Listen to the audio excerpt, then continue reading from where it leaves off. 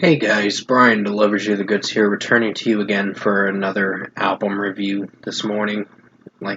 Getting close to late morning to nearing early afternoon for Chevelle's new record, Bright as Blasphemy. Their 10th studio album, I believe it is, in their discography.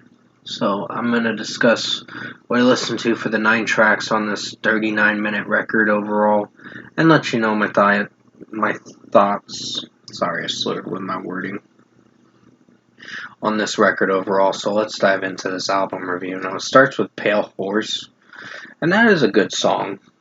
I didn't hate it for how it sounded. I'd give it a 4.5 out of 5. I mean, Pete's singing potential is pretty strong in this, but it's just the way it's sounding overall that I don't know if I like it or not, but I think it's a good track in its own way. So 4.5 out of 5. Then we get to Rabbit Hole. Cowards Part 1 is still my favorite track on this record, and still a personal favorite, along with some other tracks. But other than that, this was the lead single for this record. This announcement.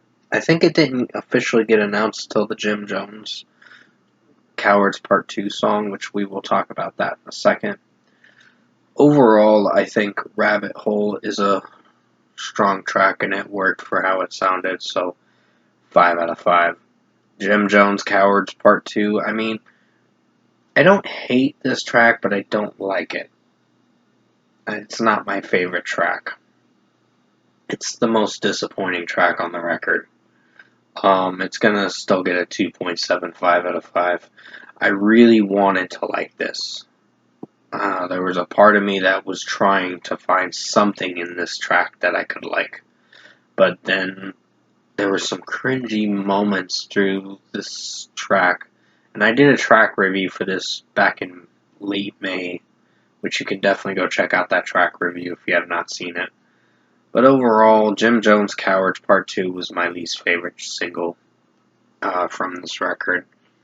And it's a 2.75 out of 5. Pete's singing does have its underwhelming moments, but there are some strong highlights close to the end of the track, and the screaming potential is good. The drumming and guitar work is very good in this track, but the problem with this is the lyrics and how it sounds overall. So 2.75 out of 5. Hallucinations is a pretty good song. This one did have some melodic Chevelle moments that I can really get on board with. Has some memorable stuff that they did back in their earlier work from Chevelle and all that. But I really enjoyed this. This sounded very melodic, weird, but really good. So 4.75 out of 5. Not my favorite track, but still a good track. A very good track. Wolves, Love and Light. Very good song. I really enjoyed this one. Definitely hits home. The drumming in this is really awesome. Very heavy shit. And I can get on board with this track. So 5 out of 5 for this one. This is where the album starts to get a lot better. And in a good way. So I think this Rabbit Hole and some other tracks are pretty much my personal favorite songs on here. But everything else, yeah, we'll critique the rest of the record as I get to the end of the get close to the end of the review. But overall, Wolves, Love and Light is a 5 out of 5. Very good song. Definitely rocks for sure.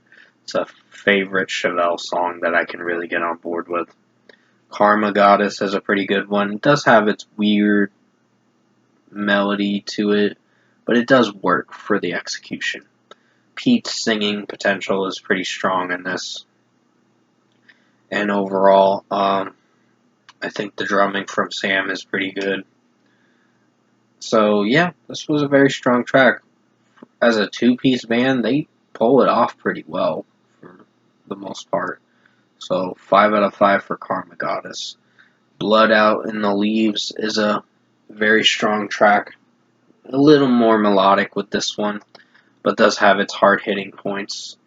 Like, the last song had more drumming. This one has more acoustic, kind of nice vocals from Pete, but overall it does seem ominous of a track, but it does work for how they make it sound.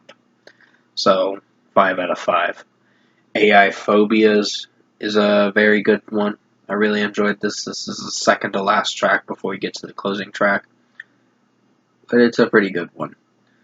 I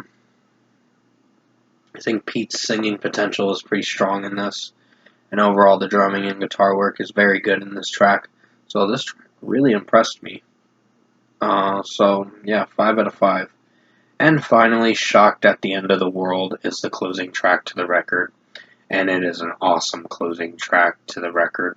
Started off solid, but it ended very good. So I think Chevelle pulled it off with what they were going for with this record. But overall, Shocked at the End of the World is a 5 out of 5. I really enjoyed this almost 5-minute song. Definitely had some hard-hitting moments from classic Chevelle stuff that they're used to doing. And I really enjoyed the heaviness in this track. 5 out of 5.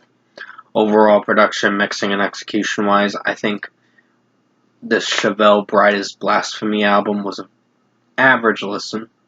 I really wanted to give it a good rating because there were some tracks on here, like 6 out of 9 songs I can really get on board with.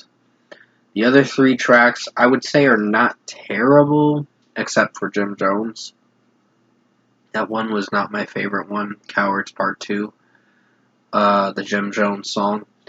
But Pale Horse and Hallucinations are pretty solid tracks. So, it's surprisingly going to be one of the solid records I can get into for this Friday's material. It does have some heavy moments close to the end of the record. And that's what I mostly appreciated about Chevelle, that they're not afraid to try to experiment a little bit, but they gotta make it work with the execution. But some tracks really did work with the execution. This is a better record than the last record I reviewed. So if I were to give Chevelle Brightest Blasphemy's album a score, I'm feeling a 7.5 out of 10. A 7.5 out of 10. It's an average listen. It's not bad. Granted, Jim Jones, Cowards Part 2, I mean, everyone's going to have their opinion on what they think of that track. Me, I'm not a fan of it. I really wanted to like it, but a part of me couldn't because of the lyrics and how it was sounding overall with Pete's singing potential. But everything else about the record did very well. So, I was pretty impressed. So, 7.5 out of 10 for Chevelle Brightest Blasphemy. Not the best Chevelle record, but an interesting listen.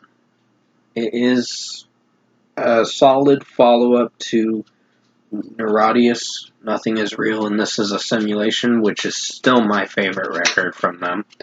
Their 9th record is still my favorite.